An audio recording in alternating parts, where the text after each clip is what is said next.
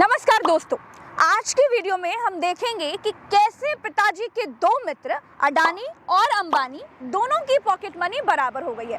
कैसे अडानी पिताजी से सीखकर धंधे में हुए घाटे को भी देश पर हमला बता रहे हैं। कैसे अडानी का मतलब अब देश हो गया है और कैसे सिर्फ अपनी लेखनी से एक हिंडनबर्ग कंपनी ने अडानी को अमीरी में सबसे आगे से हटाकर लाइन में 11वें नंबर पर खड़ा कर दिया है। चलिए शुरू करते हैं। दोस्तों, हिंडनबर्ग की रिपोर्ट के बाद अडानी का धंधा इतनी तेजी से चौपट हुआ है कि दुनिया में अमीरियत के मामले में नंबर 11 पर आ गए हैं और उनके ठीक पीछे नंबर 12 पर खड़े हैं अंबानी जी। अडानी के पास इस समय 84 अरब डॉलर है और अंबानी के पास है 82 अरब डॉलर। सिर्फ 2 अरब डॉलर का अंतर बचा है। अडानी पिछले साल सबसे ज्यादा दौलत कमाने वाले बिजनेसमैन थे और इस महीने सबसे ज्यादा 36 अरब डॉलर गंवाकर सबसे ज्यादा बंटाधार करने वाले बिजनेसमैन के रिकॉर्ड में इनका नाम जुड़ गया है। दोस्तों, अडानी को बिजनेस में जो नुकसान हुआ है उसे अडानी ने देश पर हमला बताया है। अडानी जी की तरफ से कहा गया है कि धोखाधड़ी के आरोप लगने के बाद उनके शेयर भर कर गिरने से देश पर हमला हो गया है। कहां पर हमला हो गया है? देश पर हमला हो गया है। अब देश के पीछे छिपकर अपना जुगाड़ सेट करना वैसे तो पुराना हथकंडा है।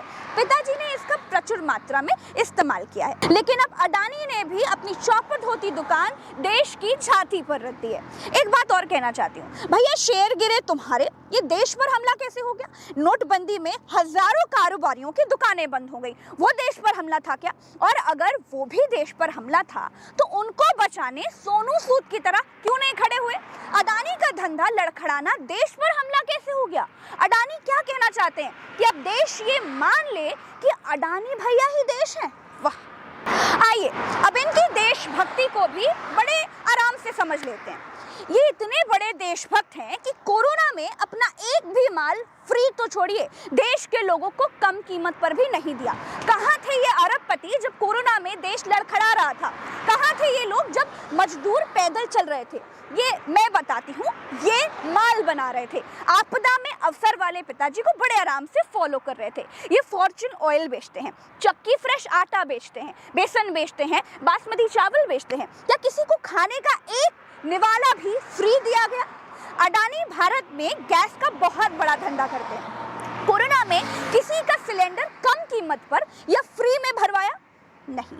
अडानी जी बिजली भी बेचते हैं, तो क्या कोरोना में किसी भी भारतीय का बिजली का बिल मोदी जी से कह करके अडानी जी ने माफ करवाया कि मोदी जी हम तो भाई बत्ती बनाते हैं, देश हित में कोरोना के समय का बत्ती का बिल माफ कर दीजिए? लेकिन नहीं, लेकिन इनके धंधे पर हमला देश पर हमला है। अरे भैया, तुम धंधा कर रहे हो, तुम्हारे धंधे में ऊंच नीच हुई है, ये देश पर हमला कैसे हो गया? देश ना हो गया, कोई भी चटनी हो गई भैया। चुनाव जीतना है तो देश नाम की चटनी चाट लो, धंधा चौपट हो रहा है तो देश को आगे कर दो। दोस्तों, देश की 40% दौलत पर देश के 1% अमीरों का कब्जा है। ऐसे में आम आदमी के पास देने के लिए वोट के अलावा और कुछ भी नहीं है।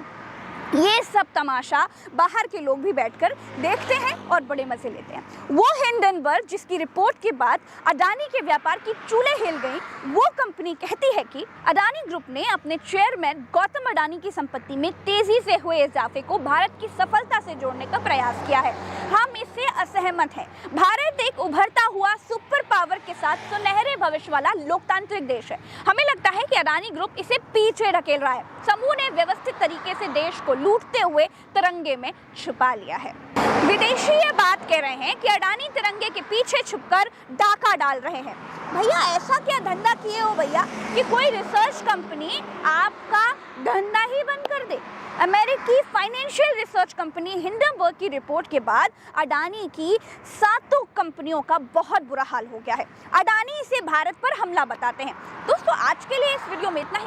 चलते हैं। राम राम, दुआ सलाम, जय हिंद। हर हाल में हर कीमत पर आपको चैनल को सब्सक्राइब करना है। फेसबुक पर देख रहे हैं तो तेजी से चैनल को फॉलो कर लीजिए। पेज देखकर फॉलो का बटन दबा दीजिएगा और दूसरों से भी करवाइएगा। वीडियो शेयर करते समय आप ये लिखकर शेयर कीजिएगा कि सच का साथ देने के लिए प्रज्ञा मिश्रा का पेज या चैनल सब्सक्राइब या फॉलो कीजिए। मुझे उम्मीद है कि आप ऐसा करेंगे, क्योंकि जब आप किसी के कहने पर तालियां थाली बजा लेते हैं तो मेरे लिए इतना तो कर ही देंगे।